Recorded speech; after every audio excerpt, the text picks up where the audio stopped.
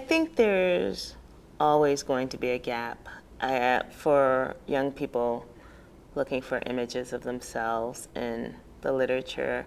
And I think partly is because our everything's changing so quickly. And I think that at the same time, the essence of childhood doesn't change. So there's always going to be some way now to fill it. I mean, what young people want are stories that deal with issues of them trying to figure out who they are in the world. So they feel isolated.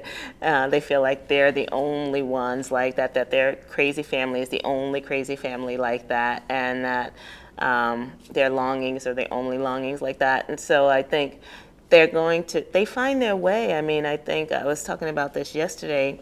Young people are hungry and their brains are huge, and they are going to find their way the way we found our way. And I think there's going to be the literature that helps. I think there's always a need for more stories. I mean, I think, now we're looking at the gap in literature, and I get constant emails about, why isn't there more literature that's targeted at gay, lesbian, transgender youth? Why isn't there more literature that's targeted at biracial families?